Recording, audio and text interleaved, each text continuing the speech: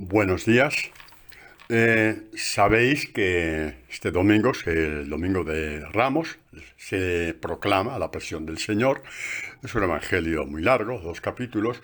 Voy a leer una parte nada más, que es la que va a corresponder a la que el Espíritu Santo, digamos, creo, me ha inspirado para lo que sería la catequesis que nos introduzca en la Semana Santa, que va a ir en torno a lo que proclamó Jesús en la cruz. Dios mío, el Salmo 22, Dios mío, ¿por qué me has abandonado? Bueno, pues leemos en primer lugar el texto, los versículos, digamos, escogidos, ¿no? ¿Qué tienen que ver con la catequesis? Del Evangelio de Marcos, era la hora tercia cuando le crucificaron y estaba puesta la inscripción de la causa de su condena. El rey de los judíos. Con él crucificaron a 2 ladrones, uno a su derecha y el otro a su izquierda. Y los que pasaban por allí le insultaban meneando la cabeza y diciendo: tú, que destruyes el santuario y lo levantas en 3 días, sálvate a ti mismo, sálvate huyendo, bajando de la cruz. Igualmente, los sumos sacerdotes se burlaban entre ellos, junto con los escribas, diciendo: a otro salvó y a sí mismo no puede salvarse. El Cristo, el Rey de Israel, que baje ahora de la cruz para que lo veamos y creamos en él. También le injuriaban los que con él estaban crucificados. Y llegada la hora de sexta, hubo oscuridad sobre toda la tierra hasta la hora nona. Y a la hora nona gritó Jesús con fuerte voz: Eloi, Eloi, lema sabactani, que significa: Dios mío, ¿por qué me has abandonado? Al oír esto, algunos de los presentes decían: mira, llama a Elías. Entonces uno fue corriendo a empapar una esponja en vinagre y, sujetándola a una caña, le ofrecía de beber, diciendo: dejad, vamos a ver si viene Elías a descolgarle. Pero Jesús, lanzando un fuerte grito, expiró, y el velo del santuario se rasgó de 2 en 2, de arriba abajo. Al ver el centurión que estaba frente a él, que había expirado de esa manera, dijo: verdaderamente este hombre era el Hijo de Dios. Palabra del Señor. Bueno, pues como os he dicho, el Señor me ha inspirado centrarme en este grito de Jesús, en esta oración de Jesús: Dios mío, ¿por qué me has abandonado? Mirad, al gritar Jesús: Dios mío, ¿por qué me has abandonado?, que es el Salmo 22. Luego veremos y os diré cómo o por qué, que aunque aquí pongan Dios mío, ¿por qué me has abandonado?, que así es como empieza el Salmo 22, los comentaristas bíblicos, luego lo explicaré el por qué, nos dicen que evidentemente proclamó el Salmo completo. Luego os diré por qué, ¿no? Y porque los comentaristas lo dicen, es decir, que hay que hacerlo no porque se le ocurre a un tipo, sino porque hay realmente una base lógica para creer que efectivamente proclamó el Salmo entero. Bueno, digamos lo importante, el grito de Jesús. ¿Por qué este grito de Jesús? ¿Por qué este grito de Jesús?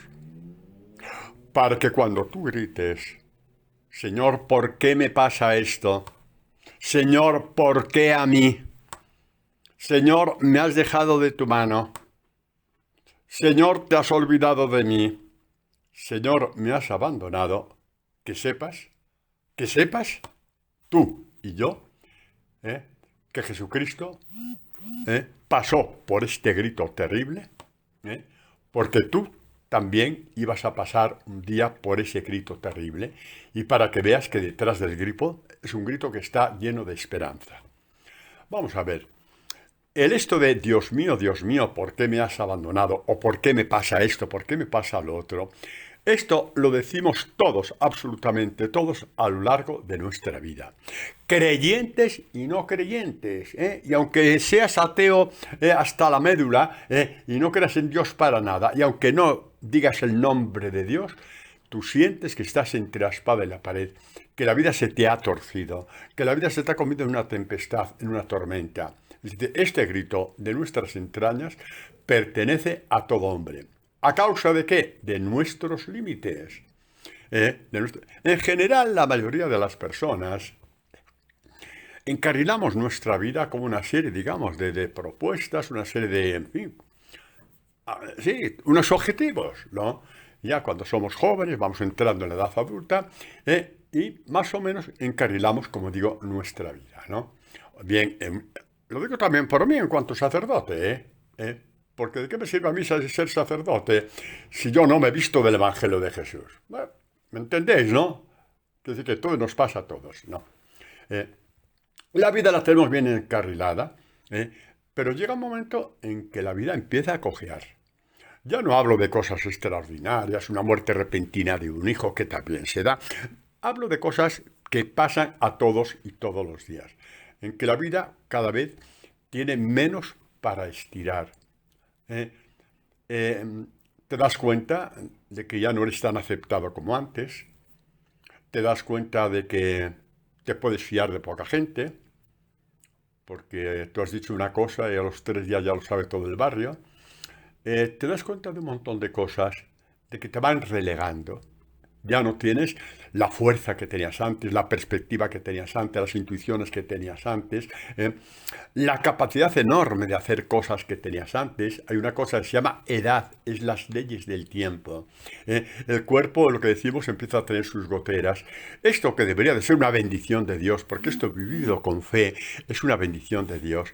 Pero hasta que no alcancemos lo que es vivir en esa bendición de Dios, esto se nos convierte en una cruz insoportable. Y sin embargo, está ahí.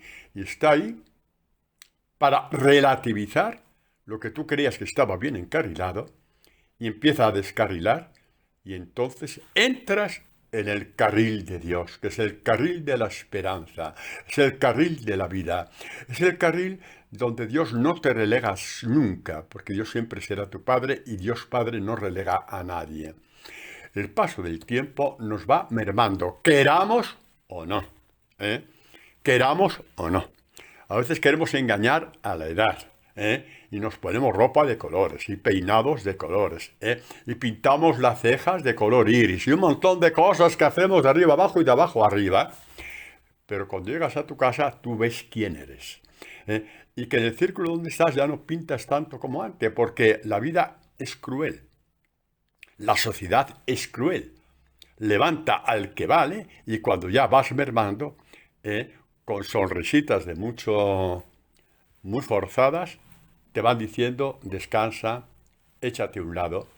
Y esto nos duele profundamente, a no ser que tu esperanza, tu aplauso, tu reconocimiento, lo hayas puesto en las manos de Dios. Pero lo normal es que hay momentos de nuestra vida que decimos, Dios mío, ¿por qué me has abandonado? Jesucristo no gritó por él, bien conocía al Padre. Gritó porque era una profecía que él debería de decir, porque estaba en el Salmo 22, por ti y por mí. Porque Jesucristo tenía la puerta abierta, él lo había dicho 1000 veces, moriré y resucitaré. Por supuesto que le dolió enormemente. Yo me pregunto, ¿qué queréis que le dolió más a Jesús? ¿Qué queréis que le dolió más a Jesús? No voy con sentimentalismo, voy con la verdad por delante. Que no hace falta recibir ni una revelación, ni una inspiración, ni ninguna aparición de ningún tipo. No hace falta nada de eso. Hace falta leer el Evangelio y ver que su pueblo santo, el pueblo del Mesías, el pueblo de Dios, el pueblo que llora en el templo, que canta en el templo, el pueblo que tal, se reía de él al pie de la cruz. Tú, ¿no eres el Mesías? ¿No eres hijo de Dios? A ver, tú que resucitaste a Lázaro, que curaste a los ciegos y a los sordos, a ver, demuestra que eres el hijo de Dios. ¿Cómo? Bajando de la cruz. Si estaba en la cruz justamente por ellos, y por ti y por mí, para que no sintiéramos el abandono de Dios. ¿Qué le dolió más a Jesús? Tuvo 2 pasiones terribles Jesús, la del cuerpo y la del alma. Ver al pueblo santo de Dios, el pueblo elegido, el pueblo heredero de las promesas de Abraham, de Isaac, de Jacob. El pueblo de los santos profetas, santísimos todos ellos, ahora en unos formulismos de mucho templo, mucho rezo, muchas lágrimas, mucho esto, mucho lo otro, y sin embargo, por no dar el brazo a torcer de que debían de convertirse en espíritu y en verdad, no solamente de fachada, le subieron a lo alto, y una vez crucificado el cuerpo, le crucificaron el espíritu. Os voy a leer textos que hemos leído antes, ¿no? Tú que destruyes el templo, lo levantas en el santuario y lo levantas en 3 días, sálvate a ti mismo, baja de la cruz. Los sumos sacerdotes, lo mismo, se burlaban entre ellos, y los escribas, o sea, los más listos del pueblo de Israel, los más listos religiosamente hablando, porque después eran tonto de versas, pero bueno, eso es otra cosa que no va para esta catequesis, ¿no? Aparte de que tontos de versas somos todos en una época de nuestra vida hasta que nos convertimos. Pero bueno, a lo que vamos, ¿no? A lo que vamos. Que baje de la cruz. Que bajo. Y cuando baje de la cruz, creeremos en ti. ¿Por qué? Porque ya eres de los nuestros. Ya se acabó el evangelio. ¡Hala! Ya eres de los nuestros. Baja de la cruz, ya eres de los nuestros. Hay que rezar, pues rezamos. Hay que llorar, pues lloramos. Nos ponemos de rodillas, pues nos arrodillamos. Exactamente. Esto es lo gravísimo, gravísimo, gravísimo, gravísimo. Y a mí me asusta que hay sectores en la iglesia que están peleando, o sea, mandíbula batiente, de que si hay que comulgar en la mano o en la boca. No voy a entrar en esto ahora, pero para deciros que el demonio se parte de risa. Se parte de risa. Algunos hablan hasta de sacrilegio el comulgar en la mano. O sea que Jesucristo lo hizo muy mal, porque dio la comunión en la mano y los apóstoles también. Pero bueno, no voy a entrar en esto para deciros que la esencia de todas las esencias, el demonio hace que la pierdas cuando te metes en estas tonterías parecidas a los escribas fariseos y sumos sacerdotes. Bajas de la cruz y serás de los nuestros. Un culto formal. Y después la vida va por otra parte. Cómo trates tú a tu mujer ya va por otra parte. Cómo trates a tus padres, eso ya va por otra parte. ¿Qué es el evangelio para ti? Eso ya va por otra parte. ¿Qué haces con los pobres? No tiene que ver nada contigo. Eso ya va por otra parte. ¿Entendéis, no? Baja de la cruz y serás de los nuestros. Es terrible. El demonio es terrible. El demonio conoce muy bien nuestro corazón. Y habló por medio de estos hombres. Habló por medio de estos hombres. Que baje de la cruz y será de los nuestros. Para llorar, ¿no? ¿Por qué digo esto? Porque hay que pedir mucha sabiduría a Dios para actuar en nombre de Dios. Y que conste que a mí no me importa nada en absoluto que haya gente que comulgue en la boca. Me parece muy bien. O sea, no es que me parezca bien o mal, me parece que si su conciencia le dice eso, maravillosamente bien. Que nadie me interprete mal. Lo que estoy diciendo es que el demonio ha puesto estas luchas, estas batallas estúpidas, para que nos olvidemos del Evangelio de Jesús, que es lo único que nos convierte. Es lo único que nos convierte. Así empezamos la cuaresma el primer domingo, ¿os acordáis? Convertíos y creed en el Evangelio.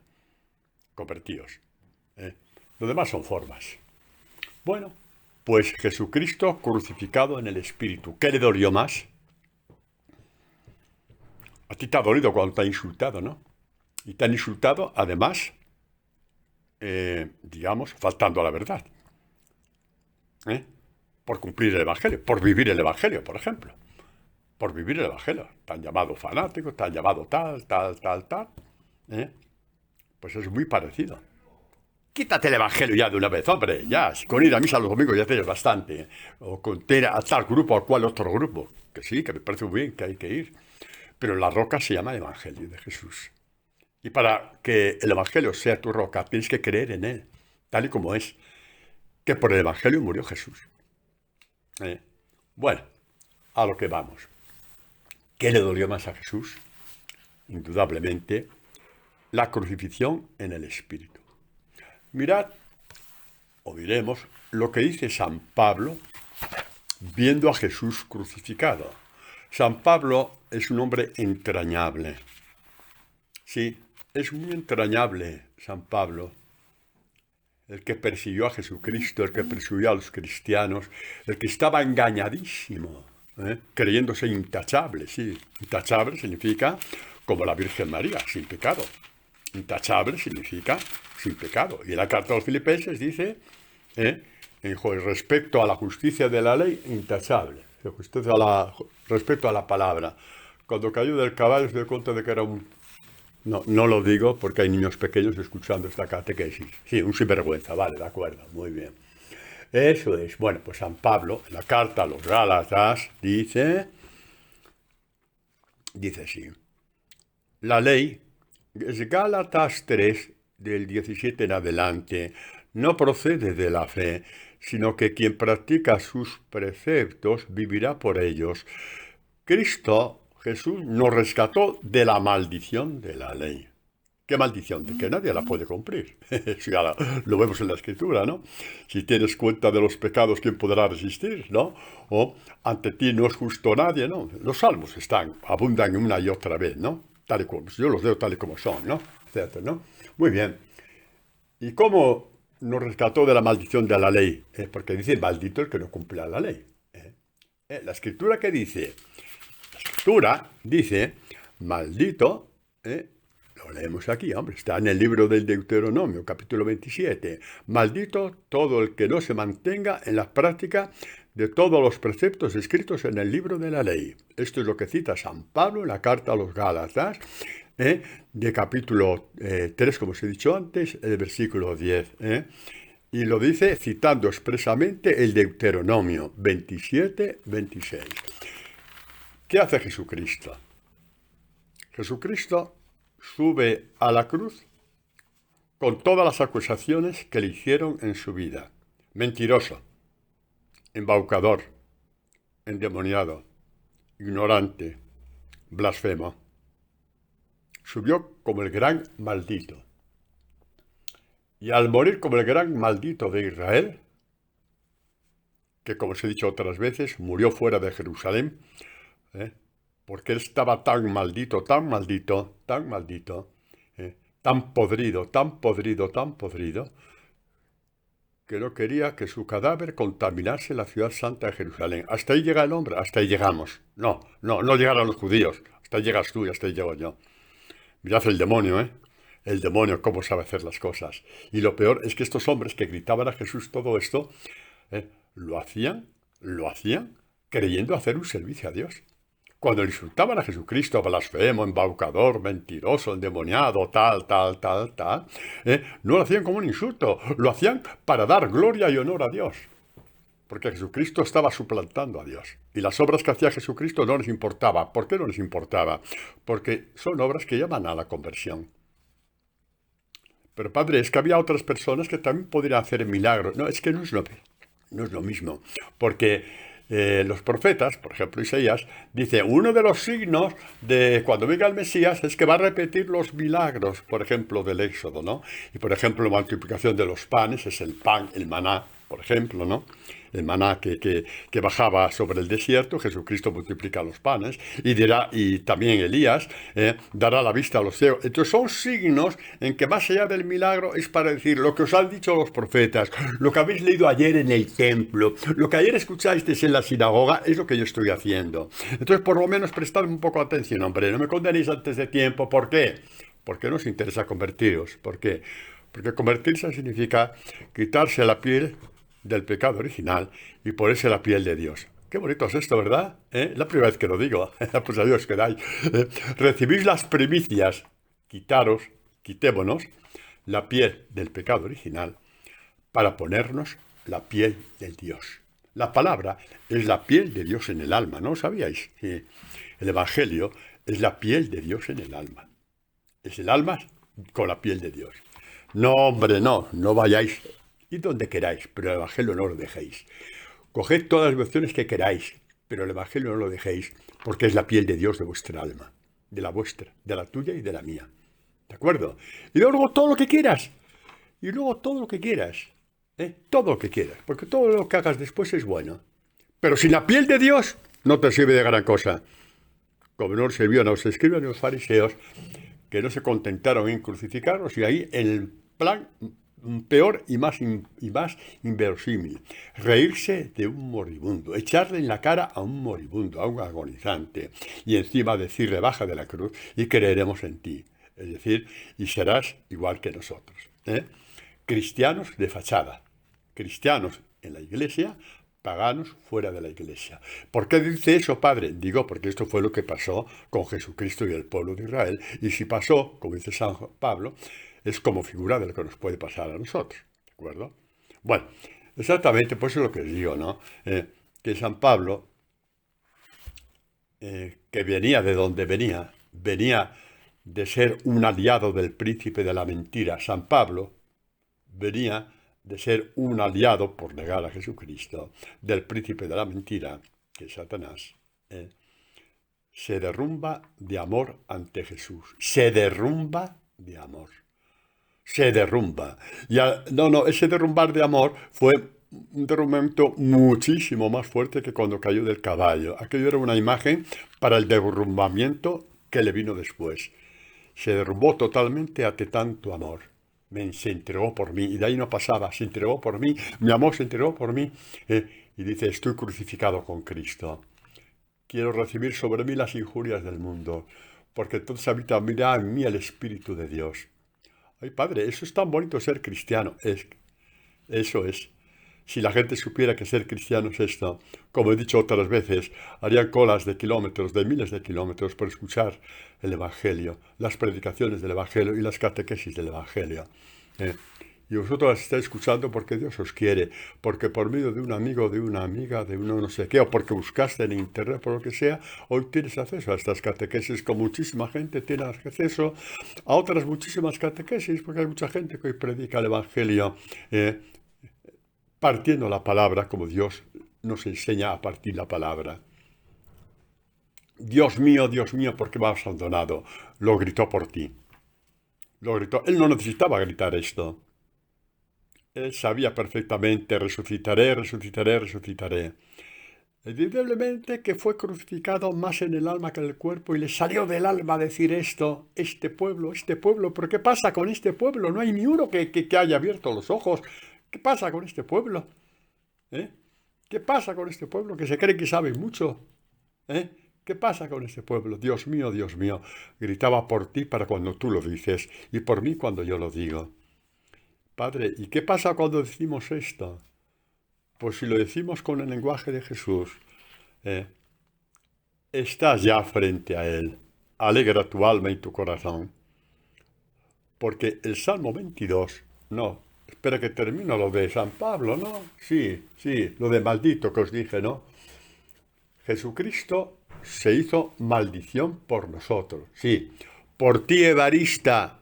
¿Hay una persona ahí que se llame Evarista? No, y Evaristo tampoco. Bueno, pues a quien le corresponda, a todos vosotros y a mí. Se hizo maldición por ti. Y se hizo maldición por mí. Porque dice la Escritura, maldito todo el que es colgado de un madero, el madero de la cruz que siempre proclamó la Iglesia, Jesucristo crucificado. Y esto San Pablo tampoco lo dice porque tuvo una inspiración, sino porque Dios lo había dicho antes en Deuteronomio 21, 23. Que lo sepamos, San Pablo no se inventa nada, es palabra de Dios que la vio cumplida en Jesucristo. Pero padre, si San Pablo sabía esto, pues también, igual que los sumos sacerdotes, ¿cómo es que no vieron que aquel que estaba colgado de la cruz se refería a él? ¿Cómo es que no lo vieron? Porque a gente que le encanta vivir con la venda con tal de no convertirse. ¿Sabéis por qué? ¿Sabéis por qué no nos convertimos ni ellos ni nosotros al Evangelio? Mientras tú pienses, o yo, que convertirse es un mal negocio, es una cosa mala, perversa, pero ahí, mira, para no ir al purgatorio voy a convertirme. Para no ir al infierno voy a convertirme. No. Mientras pienses esto, estás tratando muy mal a Dios. Dios quiere algo muy malo para ti, que es que te convierta. La conversión es vivir. La conversión es vivir con mayúscula. Es vivir en una situación nueva, en una vida nueva, en una cercanía nueva con Dios. De forma que cuando todo se te vuelva contra atrás, tú tengas una vida a la cual agarrarte, que es la vida que nace del Evangelio. ¿Cómo empieza el Evangelio de Juan? En el principio existía la palabra estaba con Dios, la palabra era Dios. La única definición que hay de Dios en toda la Escritura es la palabra es Dios. La única definición que hay en el Evangelio, la palabra es Dios. Y en ella estaba la vida. ¿Qué vida? La que tú buscas. Porque cuando no tienes esa vida, gritas, Dios mío, ¿por qué me has abandonado? Ay, Padre, no me asuste, porque si yo digo esto, Dios mío, ¿por qué me has abandonado? Porque me está pasando esto, me está pasando lo otro, quiere decir que yo ya no tengo la vida de Dios todavía. No estoy diciendo eso, ¿eh? Dios no juega a esas matemáticas. Podrás ser tentado, pero aparece la luz sobre ti, de todo lo que Dios te ha dado, todo lo que Dios ha tejido dentro de ti. La palabra de Dios que vienes escuchando desde hace tanto tiempo, de pronto se levanta y sale garante de que tú estás vivo. Y de que ese abandono de Dios te hace estar en comunión con Jesucristo, por amor al mundo entero. Sí, estás salvando al mundo tú también, porque estás en comunión con Jesucristo. Maldito el que cuelga del madero, Jesucristo colgado, clavado en la cruz. Así es. ¿Eh? Así es, mis queridos. Así es, ¿no? Vamos a ver. No, primero vamos a ver, porque es interesante de que lo que le pasa a Jesús en la cruz, no son cosas que le pasen y que sorprendan en el sentido de que estaba todo escrito y estaba todo profetizado. ¿Y cómo es que los escribas y fariseos no se daban cuenta? Pues porque, que repito, cuando te dejas poner una venda por Satanás, tú piensas que no pasa nada. Y vaya que sí pasa. Estás ciego ante Dios. Y aunque te sepas la palabra de memoria, estás ciego ante la palabra y sordo ante la palabra. Aunque te la sepas de memoria, desde el pecado de Adán y Eva hasta el Apocalipsis, desde la creación hasta el Apocalipsis, te la puedes saber de memoria y no enterarte absolutamente de nada. Porque la palabra se ha quedado en la mente y no en el corazón. Y por tanto no cambia tu vida, ni tu forma de pensar, ni tu forma de actuar. No cambia para nada todo eso. Jesucristo, al hacerse maldito, cogió nuestra maldición.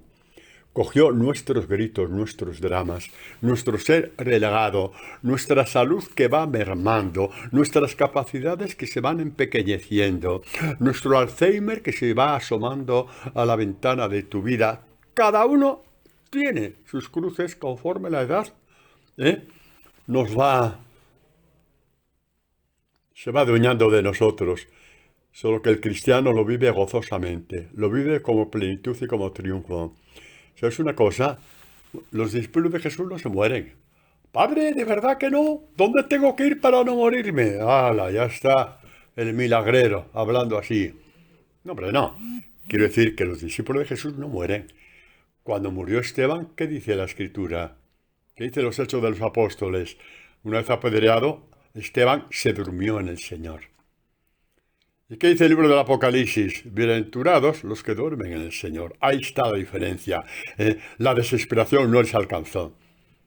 Y a lo mejor sufrieron mucho más que tú, pero no les alcanzó, porque ya vivían la vida de Dios y duermen en Dios. Padre, qué cosas más bonitas dice usted. Que conste que las copio de la Escritura. Así que besad la Escritura, no me beséis a mí, ¿vale? Besad la Escritura, a mí no me beséis. ¿De acuerdo? Eso es. Ay, Dios mío. Bueno, pues vamos a ver. Os hablaba de esto, ¿no? De que todo estaba escrito. Y ahora vamos al Salmo 22. El Salmo 22, que proclamó Jesucristo, Dios mío, ¿por qué me has abandonado? Os decía antes que dicen los comentaristas bíblicos, gente que conoce a fondo el pueblo de Israel, el Antiguo Testamento, el estilo del Nuevo Testamento, la forma de rezar de los israelitas, dicen que evidentemente Jesucristo proclamó el Salmo completo, desde el versículo primero hasta el último. Entre otras cosas, ¿por qué? Entre otras cosas, porque un israelita nunca deja un salmo a la mitad.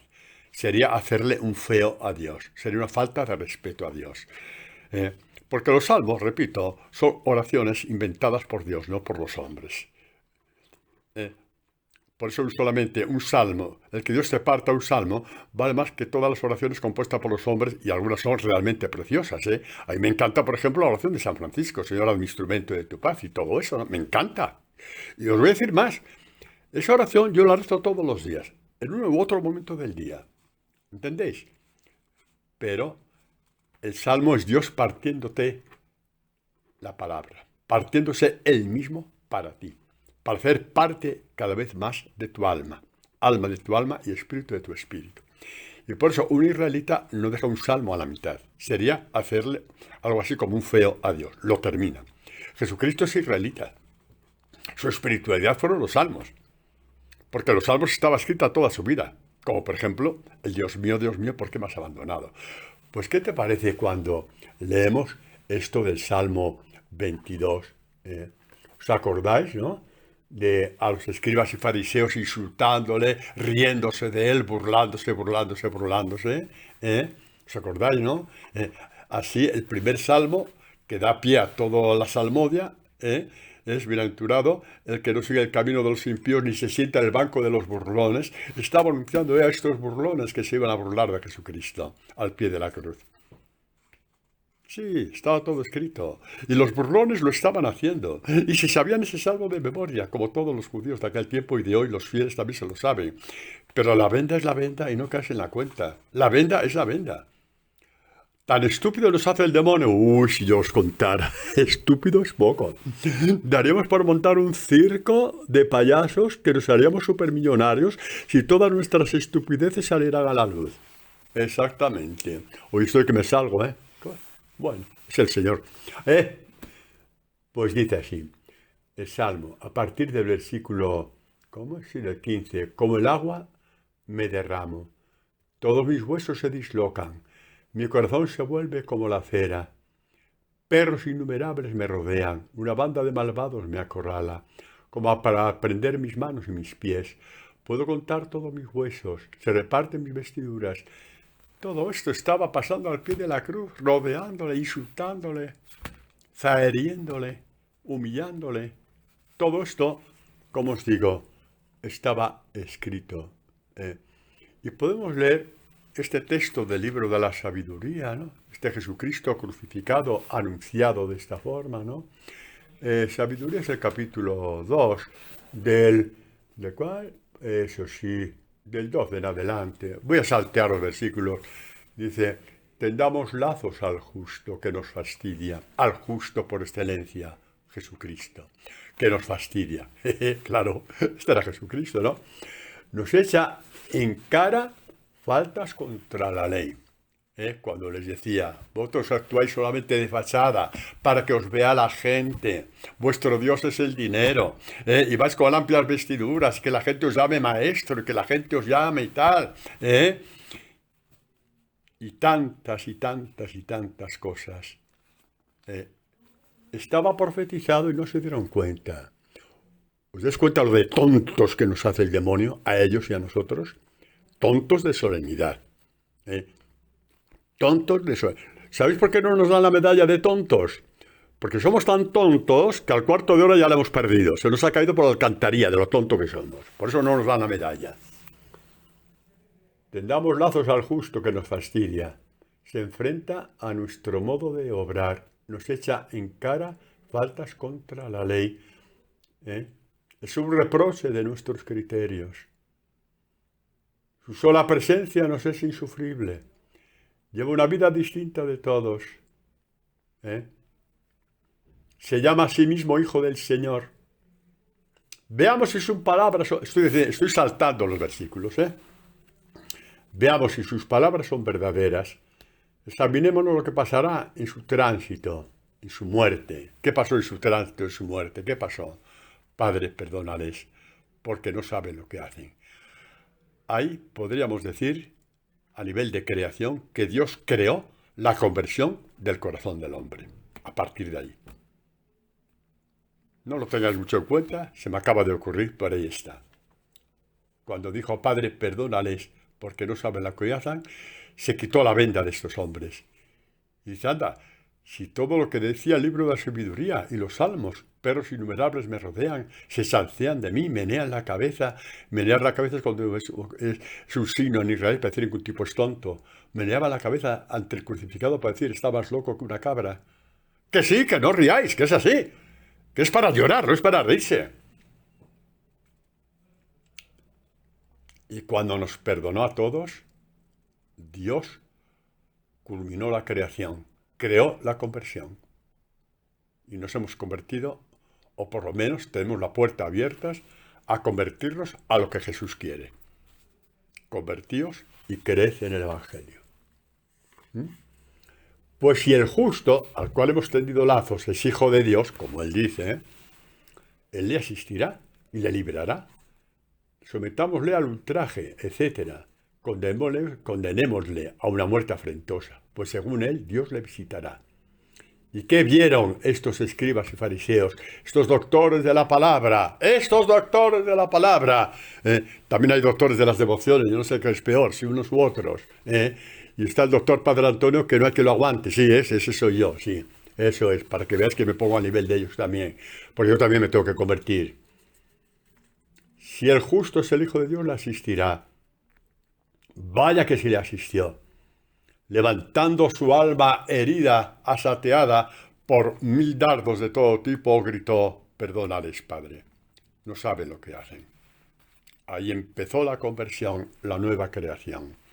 Y por eso dirá San Pablo en la segunda carta a los Corintios, el capítulo 5, versículo 17, creo, porque no lo voy a buscar, el que está en Cristo es una nueva creación. Creados por el Evangelio de Jesús, creados por la palabra de Dios, como dice San Pedro en la primera o segunda carta, no me la hagáis buscar, ya la buscaréis vosotros, que tenéis manos, manitas y Biblia para buscarla, ¿no? Pues buscarla.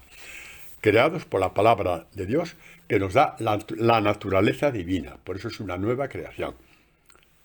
Nos da la naturaleza divina. Bueno, así es. Os voy a leer ahora un poquito, que antes lo dejé de pasada, pero quiero leerlo. Para dar fuerza un poquito, ¿no?, a estas inspiraciones que Dios da de cara a la catequesis. ¿Cómo empieza el Salmo 21? Es el bronce de oro con que nos abre la gran espiritualidad de la palabra, que es la única espiritualidad de la Iglesia, como os he dicho antes, y como dijo un día el Papa Juan Pablo II en una catequesis, recogiendo, digamos, el pensamiento a la catequesis de San Romualdo de Ravenna del siglo IX, la Edad Media, fundador de unos monjes de estos de Cartujos o parecidos. Dijo, es la única espiritualidad de la Iglesia, ¿sí? Porque tú si Dios te invita a partir los salmos, te enseña a partir los salmos, ya puedes partir el Evangelio, puedes partir las cartas de San Pablo, puedes partir los textos de Isaías, de Jeremías, del Éxodo, todo, porque todo está ahí. Pues dice el salmista, dichoso, bienaventurado, el hombre que no sigue el consejo de los impíos. ¿Qué decían los fariseos? ¿Qué decían los fariseos al pueblo de Israel? No le sigáis, que es un embaucador, que es un mentiroso, que es un blasfemo. Consejo de los impíos. Doctores de la palabra. Y Dios les llama impíos. Y no se enteraron. Ni la senda de los pecadores se detiene, ni el banco de los burlones.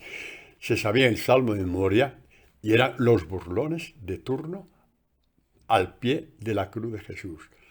Padre, pero ¿cómo fueron tan sinvergüenza? Pues igual que tú y yo, cuando tenemos la venda, hacemos pecados que aparecen en la palabra y no te enteras. Ni te enteras tú ni te entero yo. Y este hombre que no participa del banco de los burrones, ni entra por el camino de los pecadores, ni de los impíos, se completa en la palabra de Dios. Dice, y su ley medita día y noche. Aquí dice susurra, pero no, es su ley medita día y noche. Es rezar continuamente, no. Rezar continuamente, orar continuamente, como aparece tantas veces, no significa a las 9 la oración a no sé quién, a las 9:30 la oración a no sé cuánto, a las 10 la oración a San Pepito Pérez, y a las 11 el día no sé cuánto, y a la 1 la mirada de, oye, no aburráis al cielo tanto, ¿vale? Abúrrete tú, pero deja al cielo en paz, porque la oración no es eso. Al menos no aburra a la gente del cielo, no aburras a Dios. No aburras a Dios. La oración es la palabra dentro de ti. La medita día y noche. ¿Qué significa meditar? La palabra meditación. La palabra meditar, algunos ya lo sabéis, pero lo repito, la palabra meditar en nosotros, la cultura nuestra occidental, pues significa así, rebuscar en la mente un poquito, dar revueltas a la mente. Bueno, está bien. Sin embargo, meditar en la escritura significa llevar la palabra al corazón, como María. Y cuando la palabra está al corazón, tienes a Dios vivo dentro de ti. En perpetua oración estás con Él. Aunque estés jugando al fútbol, o aunque estés comiendo una paella, o aunque estés viendo una película, la palabra de Dios está dentro de ti. Es una palabra orante. Y por eso te pasa a veces que tú vas por la calle o estás y de pronto te sale un texto bíblico y no sabes por qué. Anda, pues me acuerdo ahora de ese texto de no sé qué, o de esta catequesis del Padre Antonio de hace 4 años, o de hace 4 meses. ¿Por qué? Porque la palabra de Dios está dentro de ti, y quiere hablar contigo Dios. Y Dios quiere hablar contigo. Tan importante soy. Hombre, a ver, ¿ahí hay alguno que se llame Pepe? ¿Sí? A ver, Pepe, te voy a decir a ti. ¿Me estás preguntando si eres importante? Pésate en una balanza para que veas cuánto pesas de lo importante que eres. Pesas mucho más que la sangre de Jesucristo. Él pagó por ti. Vales lo que la sangre de Jesucristo. ¿Te parece poco lo que vales? Pues fíjate de lo que Dios dice de ti, no de lo que dicen los demás de ti. Y busca a Dios. Dice, bueno, pues este que lleva la palabra dentro, este es como un árbol plantado junto a las corrientes de agua. Da fruto. Jesús llama a los apóstoles y dice, ya nos llamo siervos, os llamo amigos. Os llamo amigos, que significa mi otro yo. Tú eres un tesoro para Dios. ¿Qué dice la Escritura? El que encuentra un amigo encuentra un tesoro. Si a ti Dios te está llamando amigo, tú eres un tesoro para Dios. Ay, Padre, qué cosa más bonita dice tú. Oye, no seas idólatra. Lo está diciendo Dios. No lo estoy diciendo yo. Yo soy como el repetidor de la Renfe que anuncia que viene el tren, pero no soy el tren. ¿De acuerdo? Ay, Dios mío, qué idólatras que sois. Bueno, y dice, ya nos llamo siervos.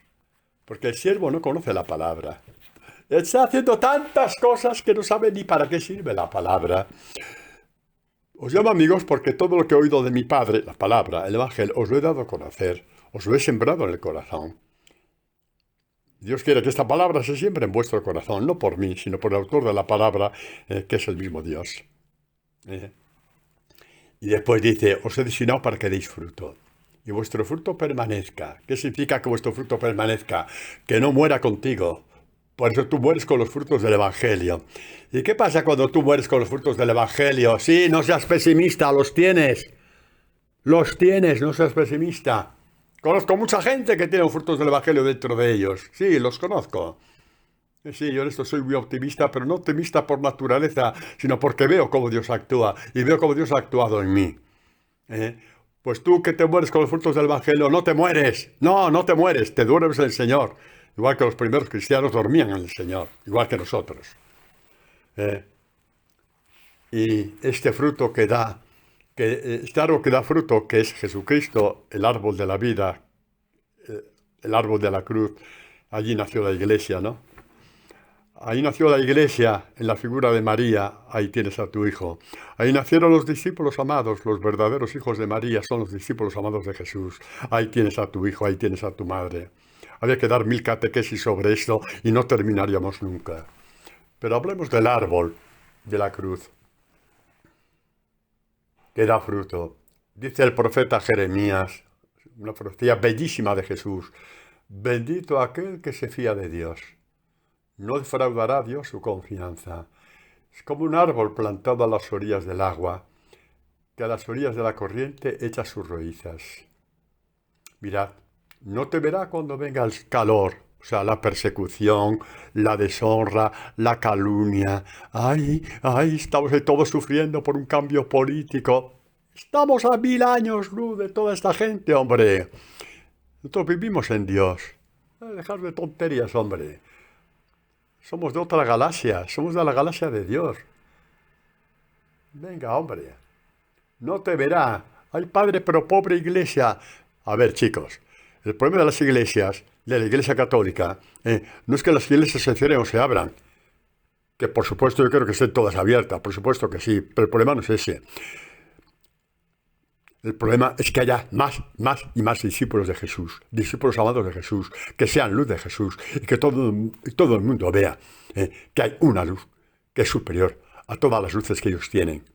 Esto se llama evangelizar con el testimonio. Y eso se ve porque la gente no es tonta. Este es el problema. Este es el problema. Que seamos luz de Dios. Que el evangelio de Dios brille dentro de ti. Ese es el problema. A mí me gusta mucho porque la traducción real de este texto de Jeremías dice, bendito aquel que se confía en Dios, no defraudará a Dios su confianza. Jesucristo de la cruz está confiando en el Padre, no defraudará a Dios su confianza. Es como un árbol plantado a las orillas del agua, que a las orillas de la corriente echa sus raíces.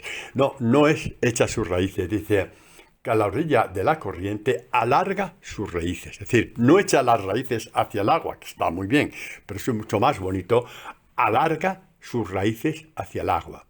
Tú alarga tu alma hacia el Evangelio.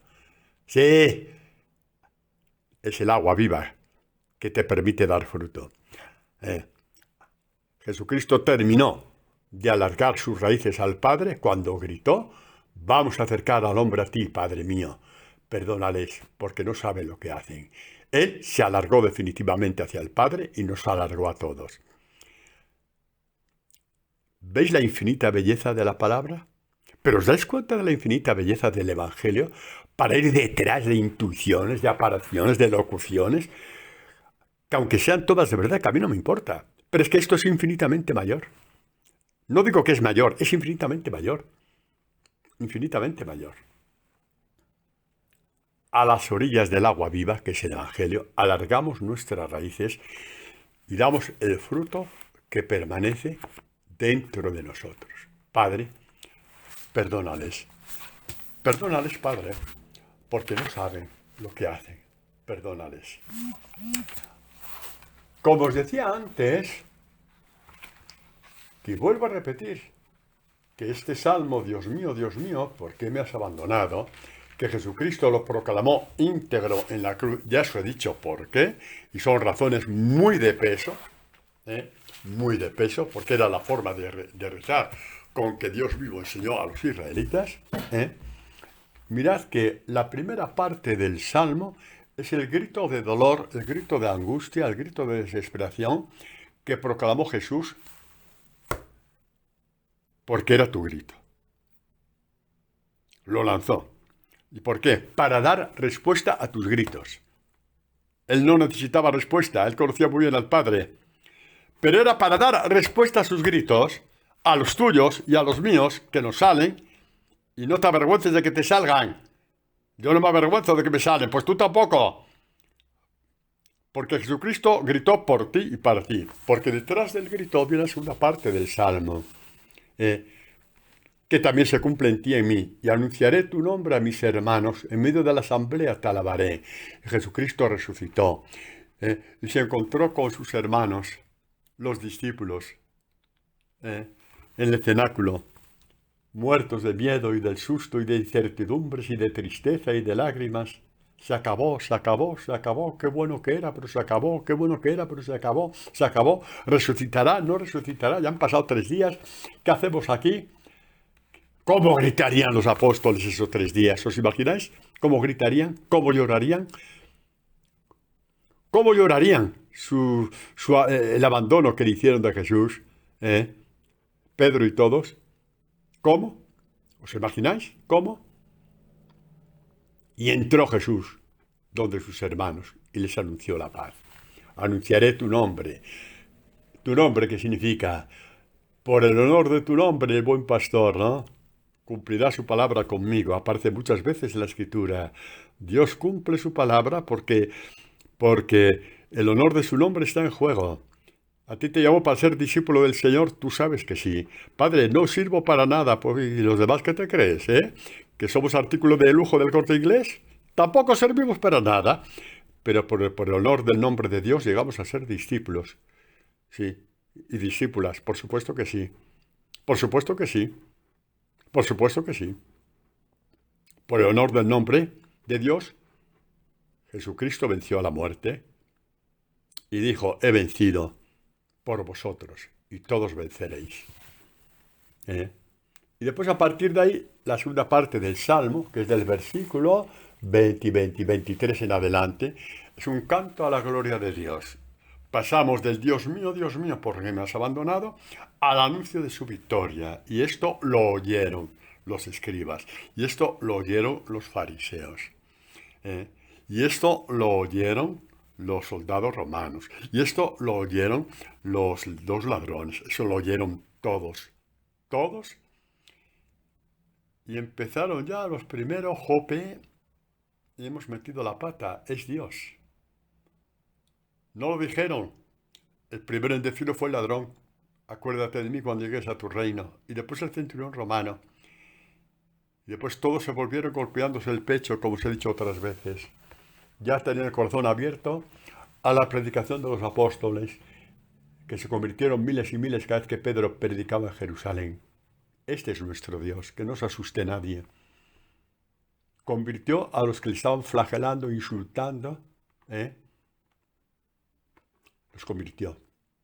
Cuando dijo, Padre, perdónales, porque no saben lo que hacen. Ya les dejó con el pecho golpeado. Se volvieron golpeándose el pecho.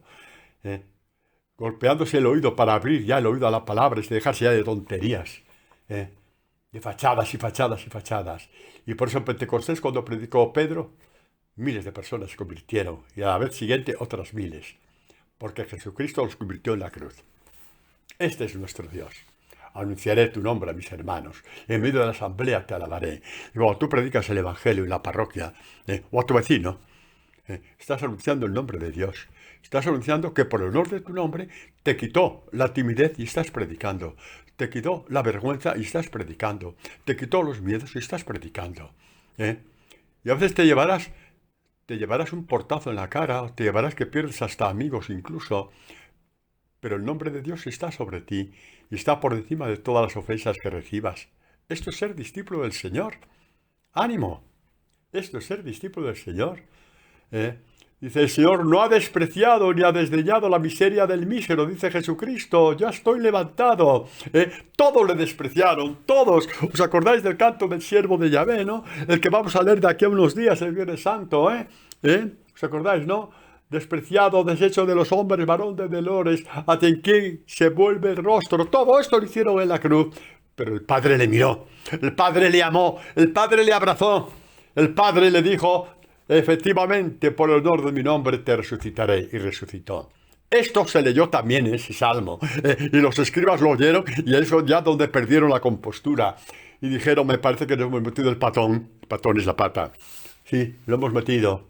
Le recordarán y volverán a Yahvé. O sea, son textos, me hará vivir para Él. Está anunciando la resurrección. Está en Dios mío, ¿por qué me has abandonado? Jesús está anunciando su victoria sobre la muerte, está anunciando el perdón de los pecados, está anunciando la creación de la conversión. Y aquel día que Jesucristo dijo, Padre, perdónales porque no saben lo que hacen, que era algo muy importante para ti y para mí. La conversión, sí, pero dentro de la conversión, ¿qué es lo que creó? El discipulado. Cosa que los escribas fariseos se encontraron con una tapia imposible de traspasar. Ay, Padre, si yo estuviera allí, si tú estuvieras ahí, te digo yo lo que estabas haciendo, estabas dando manzanilla a los fariseos para que gritaran más fuerte. Que sí, hombre, que sí. Que somos todos iguales, ¿qué os creéis? Qué bonito. Ahora leo un poco esto en la traducción de la última traducción que a mí me impresiona. Me hará vivir para Él. Jesucristo gritó esto en la cruz, anunciando su resurrección. Vivir para Dios, con Dios y en Dios, como hijo de Dios, igual que tú, e igual que yo. Mi descendencia le servirá. Esto es muy bonito, mi descendencia. ¿Dónde está la descendencia de Jesús? ¿Dónde está la descendencia de Jesús? ¿Dónde está? ¿Y de qué descendencia hablamos? A ver, que me quedan 5 minutos. Vamos a ver. Bien anunciado, después del pecado original, Dios anuncia la salvación universal cuando dice a la serpiente, el astuto, el que te pone la venda en los ojos para no saber de qué va el Evangelio, o que te dice que hay cosas más importantes del Evangelio, y por eso has dedicado muchísimas más horas a leer libros de no sé qué que el mismo Evangelio de Jesús, ¿o no? Pues ahí está la cosa, esa es la venda, hijo mío, esa es la venda, hija mía, ¿sabes? Pues dice a la serpiente, al príncipe de la mentira, al que te engaña, al que antepone su palabra a la palabra de Dios y te engaña tanto que te quedas con la palabra suya, la de la serpiente. Enemistad pondré entre ti y la mujer, entre tu descendencia y su descendencia. Él te pisará la cabeza mientras acechas tú su calcañar. ¿Qué descendencia se trata? Bendita será tu descendencia, dice Dios a Abraham, ¿no? O sea, te bendeciré y tu descendencia será bendita y pasarás las promesas a tu descendencia. Abraham se la pasó a Isaac, Isaac a Jacob y Jacob se la pasó a sus hijos y así continuamente, profetas, reyes, hasta llegar a Jesús. La mujer, la iglesia, con una madre que es María de Nazaret. Todo ello se cumplió al pie de la cruz. María la mujer, imagen de la iglesia, y la descendencia, el discípulo amado, en la cual entramos todos. No hay discípulo del Señor que no sea discípulo amado. No os hagáis ilusiones. Esto no es como un examen de matemáticas que el que pasa de 5 para arriba ya aprueba. No, aquí hay discípulos amados y no tengas miedo, porque es mucho más fácil ser discípulo amado de lo que tú te imaginas. Arrópate con el Evangelio y no tendrás pérdida ninguna. Sí, sí. ¿Tardarás? Bueno, el tiempo es de Dios, no es tuyo. Así que por eso no te preocupes. Termino los 3 minutos que nos quedan un poco con esa catequesis que da Jesús para que no nos durmamos en nuestros laureles de decir yo he hecho esto, yo he hecho lo otro. Me parece muy bien, Jesús habla esto a los fariseos, repito, de estos que ayunaban 2 días por semana. Lo leemos en el Evangelio, lo del fariseo y el publicano, que da el limosna, da el diezmo, que reza no sé cuántas veces al día. Lo digo para que abramos los ojos y los oídos cuando dice, lo leo el texto porque ya la catequesis está dada. Así que, mis queridos, con leer el texto ya tenemos más que suficiente, ¿no? Lo leemos que dice así. A ver. Si el Hijo del Hombre, dice a los judíos, escriba y fariseos, si el Hijo del Hombre os da la libertad, seréis libres. Ya sé, dice Jesús, que soy descendencia de Abraham. ¡Ay, que nosotros somos descendencia de Abraham! Tenemos las promesas de Abraham, igual que yo. Yo soy sacerdote, soy misionero comboniano, con tantos santos, tantos misioneros en África. Antonio, mírate en el Evangelio y déjate ya de vender cacerolas, ¿vale? Que no estás en una feria. Ellos querían que, porque eran descendencia de Abraham, tenían derecho de detener al Mesías, condenar al Mesías y matar al Mesías. Entonces, tranquilo, vamos a bajar los pies, ¿vale? Tratáis de matarme porque mi palabra no prende en vosotros. Esa es la única razón por la cual mataron a Jesús. No sé de qué dijo esto, dijo lo otro, que si el templo o la templa. No. Jesucristo dio en el centro, porque mi palabra, el Evangelio, no ha prendido en vosotros. Prender, atar, coser, eso significa prender a tu corazón, a tu alma. Como decía antes, el Evangelio tiene que ser la piel de tu alma. El Evangelio. Si sois los hijos de Abraham, como decís, haced las obras de Abraham. ¿Cuáles fueron las obras de Abraham? Nos queda un minuto, pero lo voy a decir. Jesús, Dios le dice a Abraham, coge a tu hijo y me lo llevas al monte y lo matas, lo sacrificas. La lucha del corazón de Abraham fue brutal, entre el demonio y Dios, en su corazón. El demonio, ¿qué le decía? Imposible. Si matas a Isaac, ya las promesas de Dios no se cumplen, porque tu descendencia va a depender de Isaac. Por lo tanto, es mentira, has tenido un mal sueño. No es así, no puede ser así. Interpreta bien porque no has oído bien. Eso es lo que nos pasa a nosotros siempre que pecamos. ¿Y qué le dice Dios? ¿Qué dice Abraham? No. La promesa de Dios se va a cumplir porque ya le conozco. Llevo años ya caminando con él. Sé que no me va a fallar. Y por eso cuando subió al monte dijo, volveremos. Dijo yo, volveremos. No sabía cómo, ni tenía por qué saberlo. Pero sabía que iba a volver y volvió. Estas son las obras que Dios dijo a los fariseos: haced las obras de Abraham. Poner mi palabra encima de la tuya, vuestra forma de pensar tan estúpida que hacéis aguas el evangelio y echáis a perder. Lo convertís en aguachirri. ¿Qué significa aguachirri? No lo sé. Que no vale para nada. Eso lo digo para los del Perú y de Ecuador y de Chile, que me pregunta, padre, ¿qué significa esto? Bueno, aguachirri, que no vale para nada. Eso es. Bendito y bendito y bendito sea Dios. Hijos míos e hijas mías, feliz Semana Santa. Amén.